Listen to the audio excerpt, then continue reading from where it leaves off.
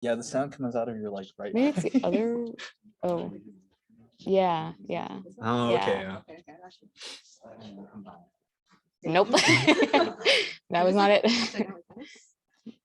Oh, people. Okay, everyone, we are gonna get started in just. I think you can clip it here. Oh, okay, that That. works. Does this work? But it might still hang.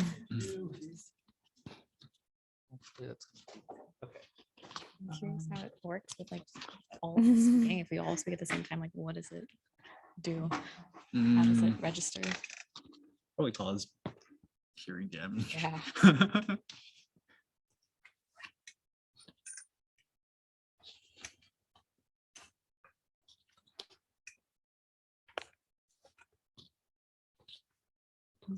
No, you're fine.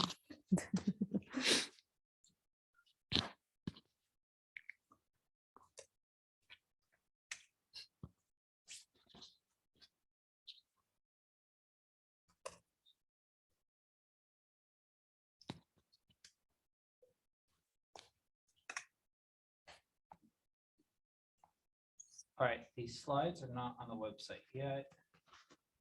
But we will post them in chat.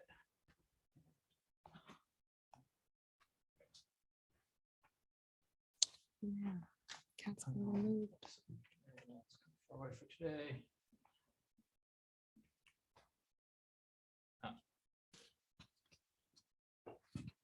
All right, and I will dim the light just a little bit in the room.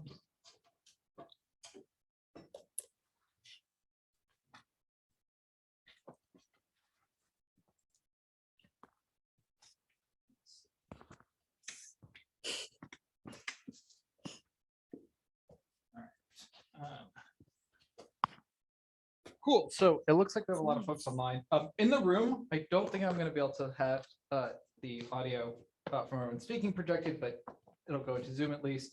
Oh, And we are recording this just for anyone who is interested. So yeah, today we're going to get started. We have a bunch of alumni from CS10. I don't believe Mertz is going to be here today, is he? Or is he joining remotely? no. Okay. All right, so we'll have Mertz's slides, which for his advice, which you can share at the end. But otherwise, yeah, Jake is monitoring questions on Zoom. And I think the best thing to do is to just say that, yeah, everyone who's here, including myself, but you've heard enough from me this semester, has taken CS10 sometime in the past. And so this is everyone's journey. And I think this is one of the more fun things that we get to do every semester. So with that, yeah, we'll just go in the order of slides and then we'll have some time for a Q&A at the end. Feel free to read from your slide or just, share what you think is on there. And then Sure. I've got the slides, y'all, if you need it. I can also.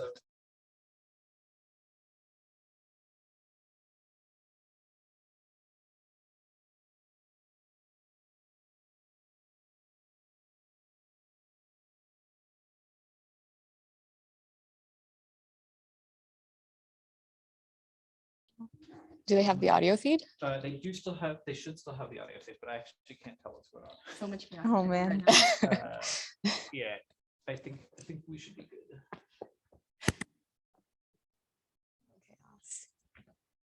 I love learning. Oh, no. Can you hear me now?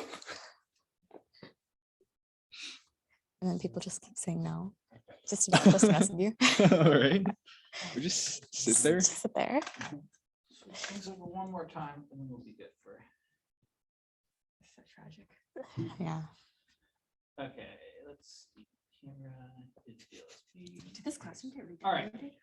I don't know. And screen sharing. I don't know. I usually came here for exams. And it was dark and Okay. sad. We're all set. Alrighty, I think I'm first up. Hi, my name is Samita. I do not know where Zoom people are. The camera's in the back. We'll On the show, back. Alrighty. Hi. I am a marketing executive at a healthcare communications company. Not very CS focused, but I took CS10 in my first semester in fall 2018, and I graduated in 2021. And I was an AI starting from my first semester after CS10. I worked my way up to be a reader, then head reader, and then a TA and head TA with Maddie Z. Louder, okay. With Maddie Z, Kellyanne, and myself being head TAs last semester, so that was fun. I am also learning to ride a bike. I don't know how this is gonna go. Is this loud enough? Okay, never mind. Okay, gotcha. Sure, sorry, y'all. Okay, great. Yeah, so I had a really great time in CS10. I loved it. And the reason I really wanted to join staff was because I was taught by Mert and everyone, Pat and Maxon as well here. I was in your lab once at some point, AIing. I was in your discussion at one point. And so I think I just had a really great time in CS10. I loved how accessible it was, even though I was not a STEM major at all. My majors were media studies and sociology with a minor in education. And so I was doing something very different, but I really enjoyed like the STEM aspect of it. And I even helped teach a social implications of computing lecture last semester. Yeah, so that's me.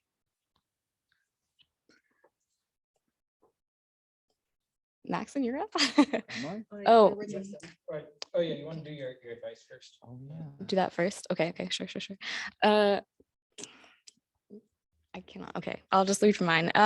So for me, it was like making the most of your electives was really important because I was a humanities major, and so I got to take a lot of interesting classes. But it was also about kind of how can I have a wide breadth of education at Berkeley because there's so much offered here. So I took CS10, I took Data 8, I took 61A, I did all that kind of stuff as well on top of my regular coursework because I was like, this is going to be useful in the future. And even though I'm not doing anything specifically computer science focused right now, when I talk to our front-end developers, our back-end developers, when I'm talking to anyone who's done anything CS focused in our company, it's really helpful to not have to like start from zero for them and to be able to kind of have a working knowledge. And right now I'm kind of working on a website redevelopment.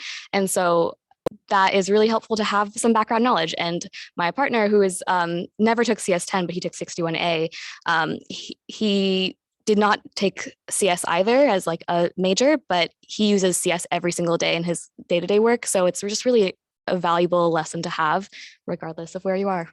And then my other advice is like not CS related at all.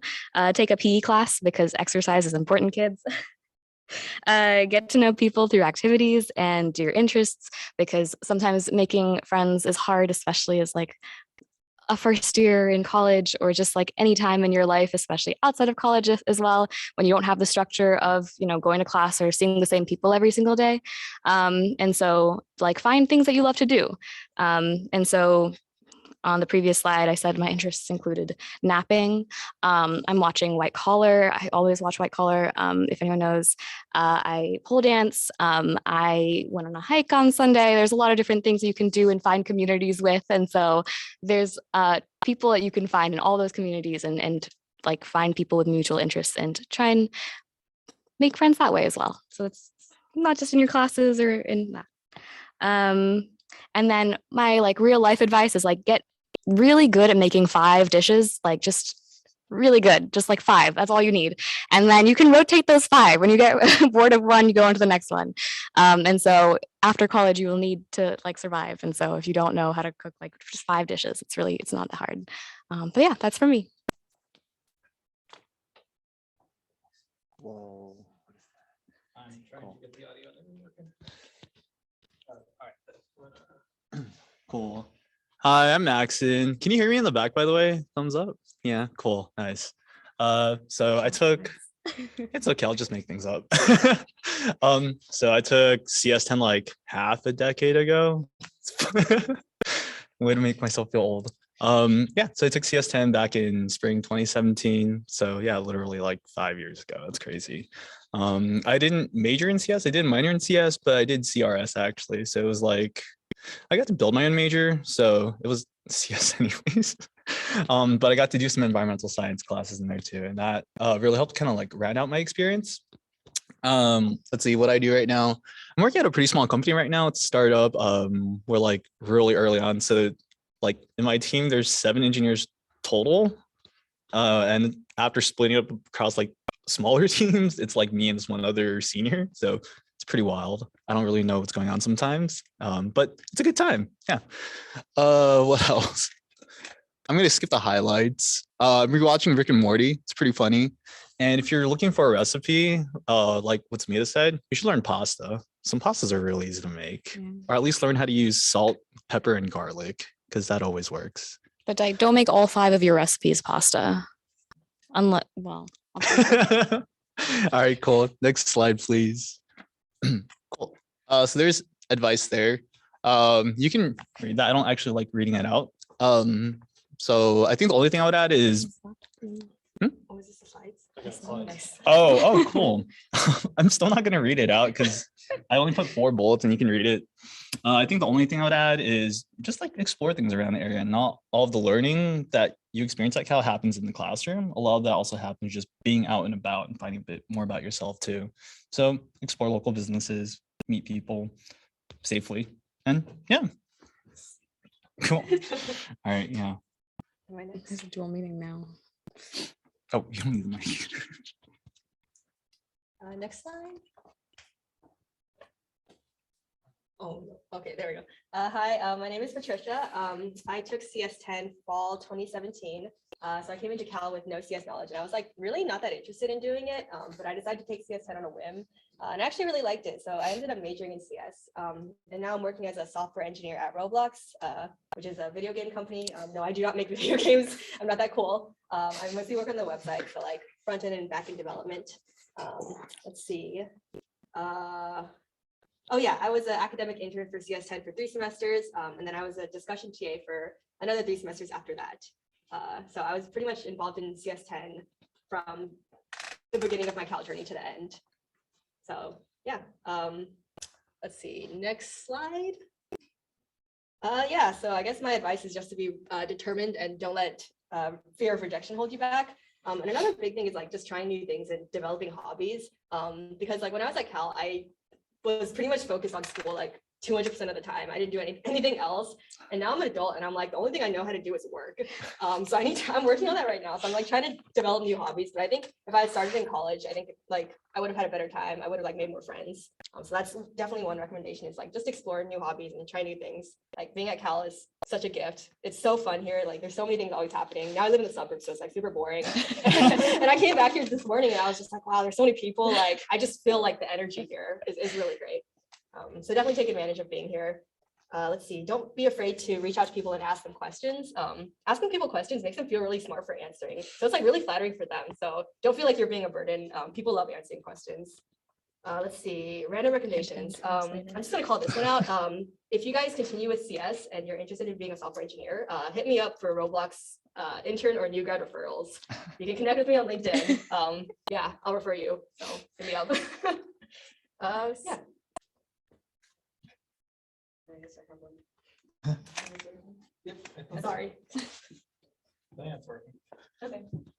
Hi, I'm Ifat. Can you hear me in the back? Okay. I'm a software engineer at YouTube, and I took CS10 in spring 2014. And I was TAing when these two took it in 2017. I actually changed majors into CS after taking CS10 and 6UNA. I wasn't originally planning on any of that because I didn't know what CS was. But yeah, I guess we're starting with what I'm currently up to. I live in San Francisco. I just returned to the office like 3 weeks ago after 2 years of working in my kitchen. So that's been exciting and exhausting. I'm excited that the days are longer and the sunset's later. And I'm currently picking up some new hobbies, learning pottery and drumming. Oh, cool. So some highlights from my time here. I already mentioned the first one. I did learn some hobbies just from taking some classes. So I took the salsa decal and African music ensemble, and I'm still like practicing both like the things that I learned from both those classes. And I tried dabbling in like a bunch of different departments, whether that was like a full-on like 3 or 4 unit class or like a 1 or 2 unit seminar. just kind of like whatever sounded interesting and fit my schedule. I tried to fill in the gaps where I could. And so I feel like that made each semester like really different and interesting. In my last semester, I did one of the ULAP apprenticeships, I think that's what it's called.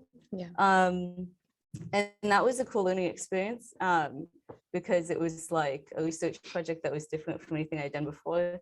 And I think I waited too long to try that. So like, I guess this will be on the next slide, but you don't have to like feel like you are qualified in order to apply. Like you might as well apply and then see if they take you. So I would totally recommend that to everybody. TAing was also a lot of fun. I TA'd for CS10 for 4 semesters. And I lectured in summer of 2017, which was also really fun. Do I switch with you? Yeah. Oh. Yeah, you can just Thanks. Okay, I'll just pick a few of these. I second what she said earlier about taking PE classes. I took PE classes every semester of college. My friends joked I should have had a minor, but there's like, so it's like the best and cheapest opportunity to like try a new sport for the first time. So I totally recommend that, especially Tony Marr's classes. She teaches yoga and core conditioning. Those really helped my mental health in college and also like give me some helpful skills afterwards. And I guess one other thing I would pick out of here is like explore classes in different departments. I wrote in parentheses, no internalized bias. So like internalized bias almost stopped me from taking CS10 because it sounded like something that I don't belong in. So don't do that. And like, and not for any other department either. I mean, you're already here, so I guess you didn't do that. But that can come in all kinds of shapes and forms. So just try whatever you're interested in. And I listed some classes I thought were cool. And I guess one that I'll pick out is like Econ 119 is psychology and economics. And you basically learn how people are irrational. So that was cool. Awesome. So do one of you guys want to read Marissa's slides or should we just go to questions? Mertz couldn't be here today, but he's vibing in Seattle. Yeah, so I won't go through all of his advice since it is on the slides, but I think one of the things I'll just say is like there's a huge diversity of perspective. Mertz was an awesome TA. Did he summer inspect CS10 as well? Yeah, he did. Yeah. Okay. So one of the things that's pretty common amongst the people that come back is if you're thinking about this, the CS department is pretty unique in that people who are longtime TAs have the opportunity to be a summer inspector, which means that like you actually get to run the course sort of as you would for the summer. So Maddie and Deeksha, who you should all know if you've been attending discussion sections, which are a requirement. Although it's a little late to learn that now. Oh, whoops. My bad. But yeah, Maddie and Deeksha will be doing it this summer. So we have just a huge family of people who we connect to come back. So CS10 is like a really awesome course. Mertz has done a bunch of stuff. You know, I'm not going to credit CS10 with all of the things, but like staying involved in CS education is one of the things that I think helped him decide to pursue a PhD at UW, which UW has a great program, has awesome educational opportunities if you think about that. And he has a bunch of other advice and recommendations. I will just second all the recommendations that have been said so far. If I put similar things on my alumni panel slides when I did that before coming back. So with that, I think the best way to do this is to take questions. So I would say let's start with questions from the room. Yeah, right up front. I can start. What really drew you guys into AI and being a TA? Like, what were the benefits you sought after, like before applying, and then what really made you guys stay? Cool. So for some of the questions, yeah, what drew you guys all into being an AI and to TAing, and then what's going to make you stay? And then I will just say, for those who aren't aware of the acronyms, AIs are academic interns. They're basically lab assistants, but like many things in this university, there are legal reasons why we can't call them lab assistants. But TAing are your teaching assistants, so that those would be the people that run your labs and discussions. So yeah, why don't you all just want to go down the line, one way or the other? Maybe let's start with Aoife and then go that way, just alternate directions. Sure. Well, if I'm being honest, what drew me in the very beginning was a paying job, because I was strapped on cash, and so that, I mean, that like for that reason, I wanted to become a TA. Of course, there's like a path to get there, and when I started lab assisting, I really enjoyed it. It felt really like satisfying to help people, and especially like when someone doesn't get something and you're there for the aha moment when they do get it. That was like the most satisfying thing for me. So I lab assisted for 2 semesters, and then I was a grader for 1 semester, and then after that TA. And then I think also like the staff is just a really fun group of people to work with. So. For me, I decided to become a academic intern. I used to be called lab assistant in my day. But I decided to do that because first of all, I needed something on my resume. So it was like something you could put on your like experience, you know, doing something. But I also really wanted to give back to CS10 because that's the reason I decided to pursue CS. And like I had some really great lab assistants and TAs who were just like inspirations to me. The other thing about being an academic intern is you get units for it. So every semester, I typically took 3 4-unit classes, and then you need an extra unit. Like, where's that going to come from? So I just did academic intern for that 1 extra unit, which is really helpful because you need like the 13 minimum units. Yeah. Yeah, look, it's kind of clutch. And then I decided to become a TA after that, just because like I really like the CS10 family. I like giving back, and I don't know, my discussion TA, Monsi, was like a huge inspiration for me, and I just kind of wanted to follow in her footsteps a little bit by becoming a discussion TA. I had a lot of peer pressure. Actually, that's kind of how I got into CS10. I almost didn't take CS10 because I didn't like the website. I thought it looked goofy, and then my friend took it. The funny part is they dropped, but I stayed. And then for AIing, I think some of the TAs are like, you should AI, and I didn't know what to do with my time, so I was like, okay, sure. So I did that for about a year. Then for TAing, there was more peer pressure, but I also kind of liked what I was doing now, so I did it. Then by that point, you just see. Selling this. Well, okay. By the time I became a TA, like things got more compelling. Like now, like there are things I felt passionate about towards teaching, and so that's what led to becoming like a head TA and instructing for a summer or 2 after. So yeah, just go with it. Be like Lao Tzu, you know, Also, just. redoing the website. Yeah, you did read the website. Oh, yeah, for like 2 semesters. That was fun. Yeah. That's a big project. Yeah. I decided to become an AI with a friend of mine as well. And because my core group of friends in college started out of CS10. There was like a group of 4 of us, and we worked on like a lot of our labs or projects together, whether it's a group of 4, group of 2, you know, splitting up. And 2 of us decided to become AIs together. And then I really enjoyed being an AI because I like teaching in general. I wasn't necessarily 100% certain about CS at the beginning because I was like, well, I know I'm not going to do CS as a career. I know it's probably not going to be for me long term. But as I kept being an AI for several semesters and moved away from CS in my actual education, I realized like this is a really good way to stay in touch with what is going on, because my students will ask me questions where I'm like, oh, I need to know the answer to this.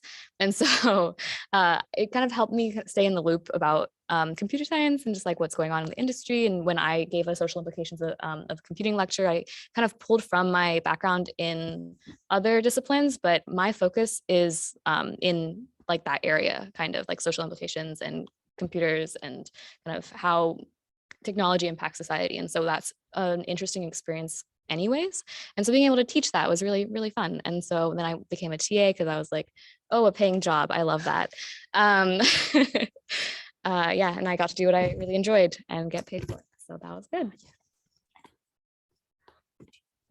Cool. Any questions? Yeah. Yeah, go ahead.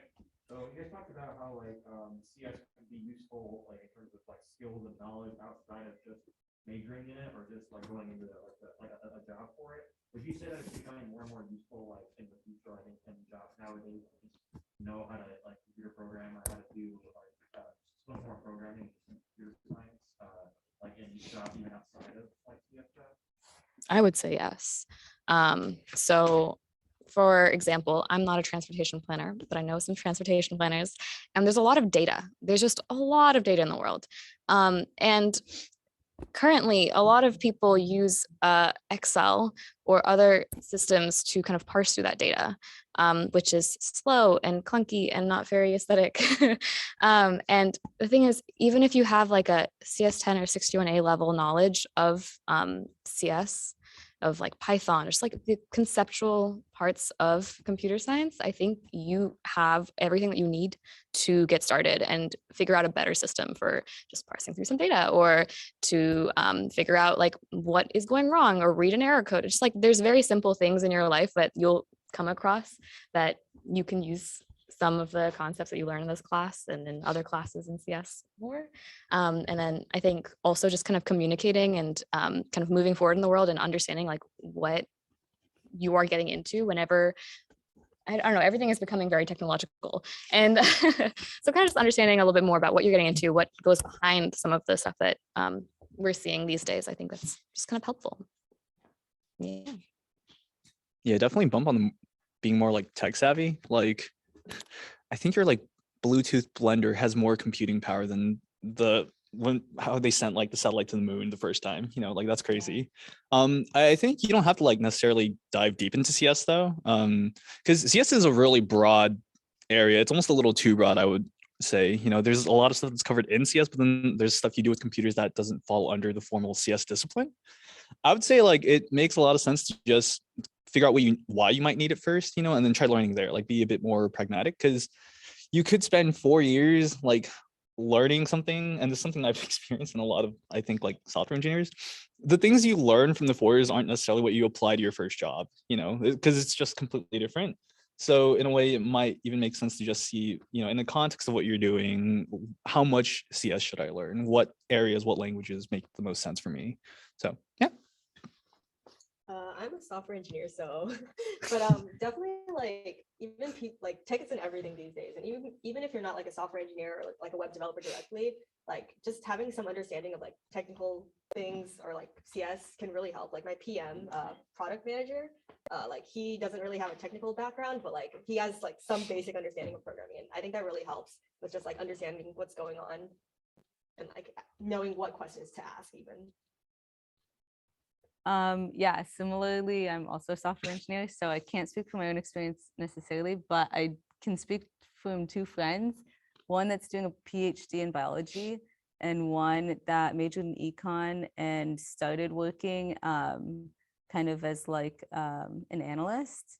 And the bio PhD student says she took 61A, CS10 and 61A, and she constantly says that like it has helped so much in like data visualizations and like picking up other skills. So like even though she didn't learn data visualizations in those classes, she was able to like self-teach that stuff to help with her research like presentations, just because she had some background like in computing. And then the econ friend, yeah, she was able to do like a job ladder transfer from like one role to another because of like some extra technical skills that weren't required, but like gave her a boost up, and like that allowed her to I guess shift careers a little bit. Awesome. Any questions on Zoom yet? I don't think so, but give people a chance to take ratings in the chat. Any other questions from folks in the room? These have been good questions so far. Yeah, go ahead.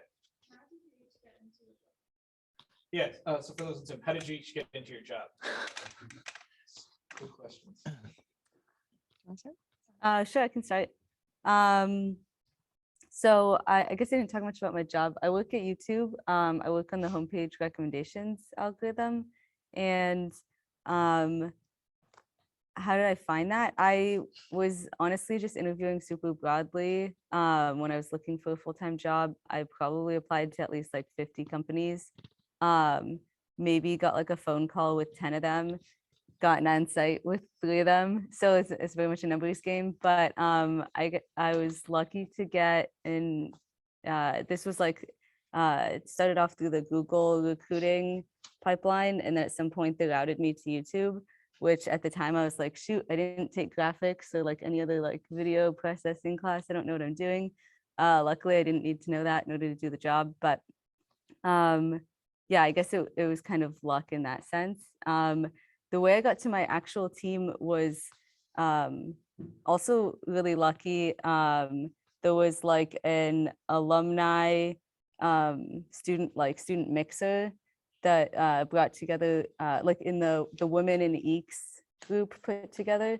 So it was like women in EECS students and then like alumni from industry that came, and we had some talks and like a social. And I met someone there who worked at YouTube. I had already signed for the job, but I didn't know what I was going to be working on. And she worked on this team. And so then she gave me her contact info. And when I was doing the team matching, I asked to meet with like her team and liked it. So that was fortunate. For me, I had never heard about Roblox, surprisingly, even though my sister plays it all the time, until I applied for it. I think I saw it on our career fair, but it was virtual because it was in fall 2020. So everything was virtual. My recruitment process was all virtual, like interviews. Yeah, what more do I have to say about it? It really is a numbers game, as you said. I like applied to so many different jobs. I had so many interviews, like it was absolutely grueling, but it really paid off in the end. And I think Berkeley gives you a really good foundation if you decide to do a CS major. But I think the like more important than like the actual CS stuff it teaches you, like it teaches you how to learn and like how to consume and learn massive amounts of knowledge in like a short period of time. Because I think like stuff you do at work is not necessarily like the same as your homework assignments, right? So it's just really important to be able to learn quickly and like pick up things. Oh, okay, my turn. Honestly, it kind of sucked. So I graduated 2020. I taught that summer, and then after that, like, you know, there was COVID going on, and it was really hard to find a job. I think I spent about like a good year looking, actually, until I finally got the job. And it was a tough process, you know, because like you start really doubting yourself, right? You think like, oh, maybe I'm not really cut out for this, but I already sunk so much time into it too. So it was pretty emotional. I almost decided not to do like software engineering after like 8 or 9 months in, actually. But my friends were like, oh, just keep going, you know. And it kind of ended up working out. I applied to this company. It was a pretty long interview process. They gave me like a literal like coding project that and like a mock engineering team and everything, which was pretty cool. And that went well. I think main takeaways I have from that entire like growing process is like just keep building things, you know, and just keep learning, because there's gonna be a lot of feedback mechanisms that just keep telling you like you're not good enough to do this, or like you're not what we're looking for at the time. But when I got into like my first job, I felt like given that year, I had a lot of time to accumulate things, and I went in feeling a little like overqualified to an extent, you know, like because I just gone through a lot of these things on my own, like looking into my own time, that going into it, like it wasn't really a waste of time. I actually picked up a lot of things. And even though ideally, if I didn't have to go through that year, I wouldn't go through it again, but I'm also glad I did, because I just came out of it like a stronger person and engineer too. So yeah, don't give up. Okay. I clearly don't work in tech, but I'm gonna extrapolate from that. Tech is necessary in every industry now. So you don't need to look for jobs like software engineering jobs, like always at like Google or Microsoft or whatever it is, like the super competitive companies. Every company needs someone in tech. And so for me, when I was applying, you know, marketing positions and like a variety of things, but I was looking at, you know, a lot of what you might think is typical. And I realized that when I was interviewing for them, I was like, I don't know if I actually really want to join these companies at the end of the day, because they're doing something that is like, it's very much what I learned to do and what I like I'm probably decent at doing, but it doesn't really challenge me. And so I kind of went outside of that space and looked for things in kind of STEM fields. So that's how I got into healthcare communications, which is, I have not taken a science class since like 10th grade of high school, which is a very long time ago. And so it's been a while. But I was like, I want to challenge myself and I want to go into this new space. Or if I wanted to go into tech marketing, for example, like that's a very different space. And so I'd be qualified to do that based on the fact that I have marketing experience and every tech company needs someone in marketing. And so you have experience and don't doubt that about yourself. And it can be applicable no matter like what industry you're going into. So don't limit your search and be like, oh, I have to go to like these top 10 companies. You don't. There's hundreds of thousands of millions of companies out there that can use your experience. So just look for that. Yeah, I'll just add, I think that like all this advice, like finding jobs always sucks, but all the advice is super good. The converse of what I just said too is that like there's a lot of jobs at tech companies that don't rely on tech experience to them. If you want to find a discipline, you can find a way to apply a healthcare or sociology background or an economics background at tech companies too. And so you don't need, being a software engineer is obviously a dominant path at Berkeley. I think Berkeley is the largest funneler of employees to Silicon Valley, both tech and non-tech jobs. So, like over your next few years here, or however much time you have left, you'll hear a lot of it, but there's a wide variety of opportunities for everyone. So all this advice is great. Do another call out to Zoom, but it looks like Zoom's pretty quiet today. So,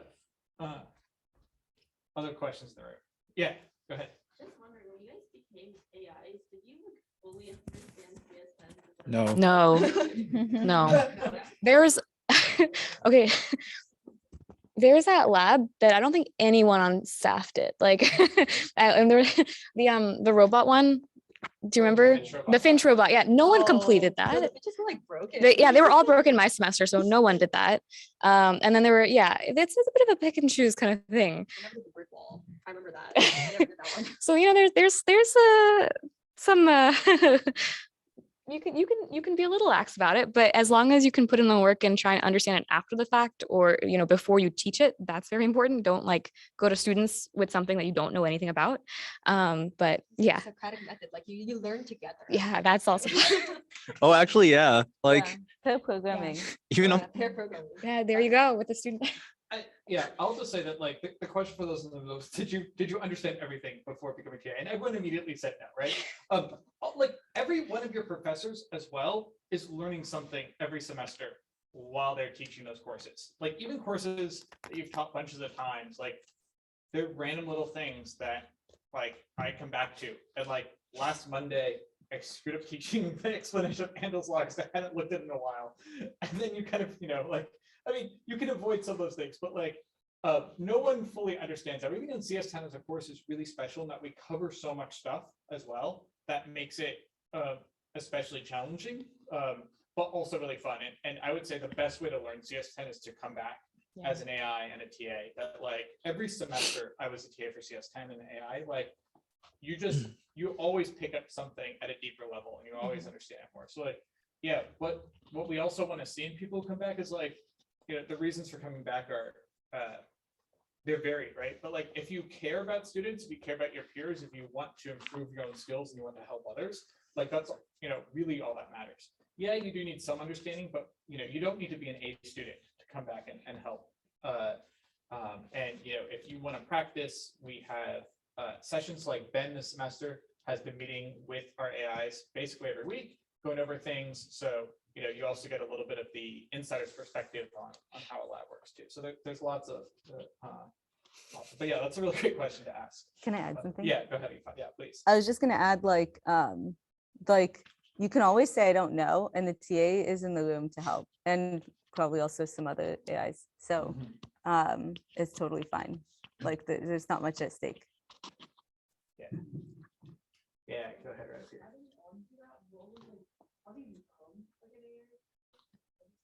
There's gonna be a form. They'll send out a form at the. Yeah, actually, yes. The question. Do they still have those? 8-hour TAs? Yeah, I was.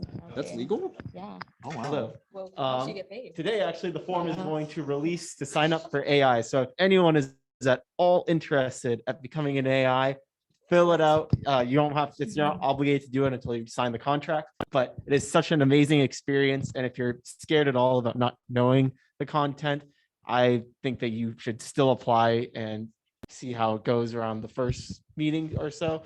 But I think everyone can do it. It's such a great experience. So please sign it up. Can I add like one more thing? Yeah, go ahead. Yeah, I want to say like it's okay to not know anything going into like a lab, to be honest. I think what made me confident as a TA wasn't so much that I knew the material, but even if I forgot something, I knew how to like get my understanding back to it. And I actually preferred if like the student asked me during that process and I didn't know, because then I can go through my thought process of like kind of like, oh, okay, how did I reason about this? You know, like what did I forget, or what are some things that they might be missing too? So not knowing is an advantage, I think, of being a TA. It's more valuable showing how you arrive at an understanding versus just having it there already. So It yeah. makes you a better teacher if you can walk through your process with someone as well. Yeah. Okay, on Zoom, Muna is asking, if you're able to answer this question, do you think that studying CS in the Bay Area, not necessarily at Berkeley, offers an advantage over studying it in other geographic locations, or is that an outdated idea? Ooh, controversial. I think it's definitely valid. Like just geolocation is, I don't know, just being in close proximity, like just makes things more convenient. Sorry, I'm totally blanking out. Someone else speak. I would say that for finding a job, it's definitely easier being here. But I think for learning, you can do that anywhere. At least like what made it easier for me was like the career fairs on campus had a bunch of companies, and I think that schools and other more remote locations don't get all those companies to show up. And like the networking opportunities, just the culture in the Bay Area is just very Silicon Valley and tech focused. Yeah, I mean, I'll say this is a hard question for us to answer because we only have the experience of having studied at Berkeley in the Bay Area, basically. What I would also say to add to that is the value that you get at being in a place like Berkeley, like, so Berkeley as a research university literally produces a bunch of unique knowledge every year, right? And like people are paving the way, and that's why we have like Nobel Prize winners, which is awesome and cool. But like, once the knowledge is out there, like Berkeley doesn't own this knowledge, right? It's available everywhere for you to learn if you're determined enough. But being at Berkeley and being in a group of people that both explicitly and implicitly pushes you to do things is one of the best things that you can get out of like your time at Berkeley. And it doesn't have to be just courses. That can be internships, taking advantage of opportunities in the Bay Area, like exploring the world. Like if you're not from the Bay Area, which is cool, like go to San Francisco, hike the Big C, like learn about the world in California because there's so much to it. And so I think all of that just adds to the experience. But yeah, this is a really hard question to answer because all of us, I would say, are products in some form and successes of Berkeley as a place to be. Well, I think another thing I'd add is like every software engineer learns from Stack Overflow anyways. That's just a universal truth and no one can convince me otherwise. So yeah. Yeah, capital T truth. Everyone learns from Stack Overflow. I And still it's good. Google like documentation all the time. Like, what is this function in C#? I don't know. Oh, yeah, there's no point in memorizing everything. You can't. We'll get the next Zoom question. Do you have any questions? Yeah.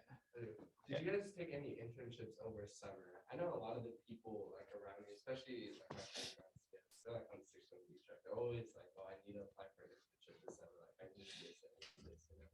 And I think it would be good to get insight.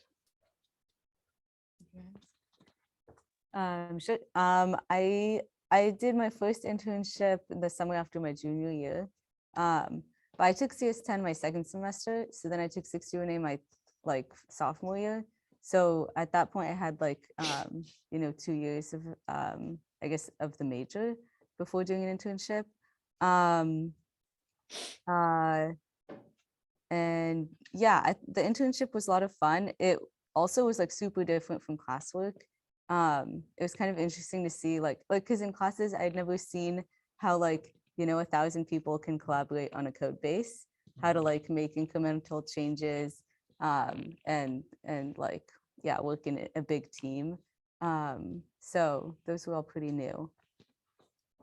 My first summer, I stayed at Berkeley and took 61B because at the time I didn't feel like I had enough experience or knowledge to like do an internship. Let's see. And then after that, I did 2 internships in the 2 summers after that.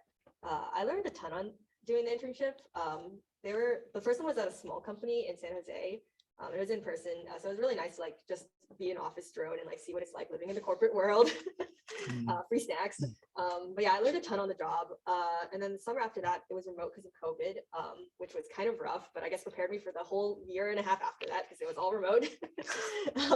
But yeah, so I don't think it's like super important to line up an internship like your first summer, but I think it is important for like full-time jobs afterwards. Like they like to hear about your intern projects or your intern experience. But I think there's like a lot of opportunities at Berkeley, like networking events and like companies will come out and recruit, stuff like that. I think my second internship was from a Piazza post that like this company made. They like made a Piazza post like just saying they're doing this coding challenge for internships, and I took it, and yeah. Are y'all on Piazza or Ed? Now we're on Ed, but there's still the Eeks one on Piazza. Okay, So Piazza's not dead. not yet. Not yet. On its way. Yeah. Not deep enough. Not deep enough. So I didn't have internship experience during college. I would actually say like I would definitely spend at least one summer getting internship experience. I think it just makes the whole process smoother. Because it's just, yeah, I think it looks good on a resume to have at least some kind of relevant work experience. But if you don't, I think the way I made up for that is I ended up doing some freelance working actually. I hit up a local, actually no, there was a Facebook post. I was like, I should do freelancing one day. There's like a Facebook post like, we're looking for a web developer. So I was like, oh, okay, this is a sign. I don't want to say freelancing translates directly to what you'll be doing in like a formal software engineering setting, but you build a lot of chops just doing things on your own too. So yeah, I guess the theme isn't so much like go freelance if you don't have an internship experience, but there are ways to create your own experience or, opportunities that you might not necessarily see on LinkedIn. So yeah. I did an internship in my last summer. I didn't do internships before that. I had one the summer of 2020, but that fell through because COVID times. But I think that more important than an actual like internship experience every single summer is like making sure that you're working on something, whether that's, a class or a project, or whether it's traveling and working on yourself, like that's all fine. Because when you're going in for that interview, your hard skills, that's really good. You want to show off, what you can do. But also soft skills are really important. And I really think that I got my internship after junior year because the manager and I just vibed. During that interview, we just had a really great chat, and it wasn't about like my skills or about, how good I am at doing this or that. It was genuinely about like, oh, what Instagram dog accounts do you follow? Because I want to get up on that. Like, it was just a good conversation. And so I think it's important to balance your life and make sure that, you're not just doing this one thing and you're just not dedicating everything to this one thing, because in 10 years, you're not going to be super fulfilled doing that one thing. And so, yeah, if you don't have an internship lined up, it's really not the end of the world. And you can find other ways to get value out of your summer. And there's just so many ways to do that. And I don't think that you need to freak out if you don't have something lined up. Yeah. Awesome answers. Can I add a quick thing? Yeah, go ahead. So I just want to call, we are technically just at time, so we have one more question on Zoom that we'll do, and then Ethan will add, but if you do need to go, it's okay to leave right now, but no one is in this room, so we have a couple of minutes to get the one last question in. Okay, I was just gonna add a quick bit. The summer before I did my first internship, I was on campus taking a class, and I don't know, volunteered for a professor on actually for Dan Garcia, who used to teach CS10. I just worked with him on putting the class on edX. And that was a really good learning experience too. So it was not like a formal internship, but it was a good way to get some experience. I guess that's a plug. If you join the CS10 staff community, there are opportunities within CS10 staff that they'll share occasionally.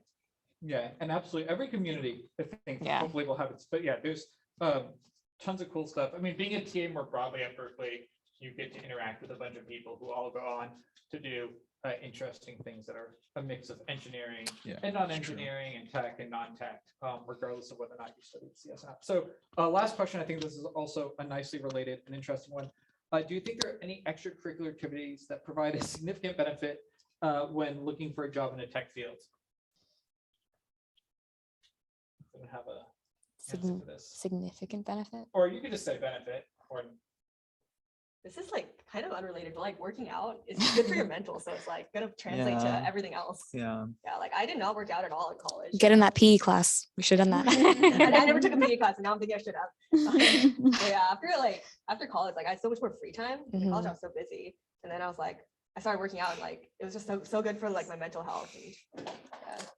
Can you restate the question? Like, yeah. Well, they said, are there any extracurricular activities that provide benefit when looking to be hired in a tech field? networking. You never know who you're gonna find. Just like going out there in the world, meeting people, doing things, finding people that you click with, and they will provide opportunities. Like there's so many people out there in the world, and you could meet anyone and they could be like, oh, I actually need this thing. And you would never have met them if you hadn't just been going out and doing this thing. So I just like feel like go out, do your thing, and like, yeah.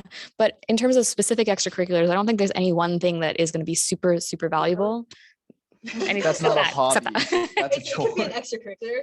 Yeah, Lead Code is like coding challenge practice basically. So you just like solve coding problems within a certain time frame. Yeah, that's fair. And that's basically like what your coding interviews are gonna be if you're a software engineer. So yeah. Drill code.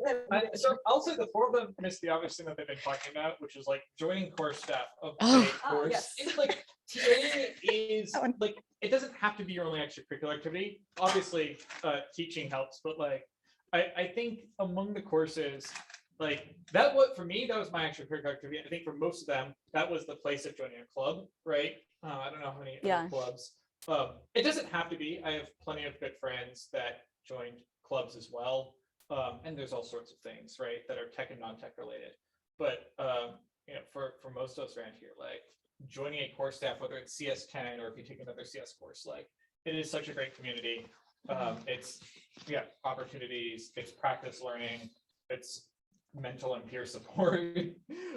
It's just a group to hang out with. And it's problem solving, especially if you teach and like students ask you a question, you have to solve that on the spot. You kind of have to be there and be like, okay, maybe you've never seen this question before, and that happens. You'll be teaching for 3 years and you'll come upon a question that you've never heard before, and you'll have to solve that on the spot. And that's really good practice for any interview. Yeah, managers love TA experience. Like, Yeah. it shows that you have public speaking skills. Sorry, why didn't we start with this? You're really just like blanked. It's like obvious. Yeah, they love like your public speaking skills or Yeah. like your people skills or just being able to communicate technical ideas in like an efficient manner. Those are all skills that you learn from being a TA or even an academic intern. So it's like really valuable, and managers definitely like to see that kind of experience. Yeah, but and if you're not thinking about teaching, there's plenty of clubs at Berkeley where getting involved, you can lead things, lead meetings, plan meetings, run websites for clubs. Every club now has a website and they need someone to run it basically. I know plenty of CS students who like their role in Calban was managing Calban's tech stack, which you don't think about Calban having, but they interesting. plan their shows. They have tools to manage things, right? So there's all sorts of extracurriculars where you can find a spot. But yeah, I think those are all excellent questions. We should probably let everyone go because it is a few minutes past noon. So thank you, everyone. Do hackathons. They have free food. Yeah, free food. Yeah, good. There hasn't been free food yet back on campus, but hopefully in the fall, when career fairs start happening and companies start doing tech talks and info sessions and things, they're just great places to also show up and hopefully in the fall get free food. There's still been an annoying campus ban on indoor food in places. But yeah, thanks for coming, everyone. Thanks for the questions. They were all fun and interesting. And yeah, thanks to Alumni. We'll see you all on Wednesday. Thanks, everyone. Thank you. Bye. Yo, Roblox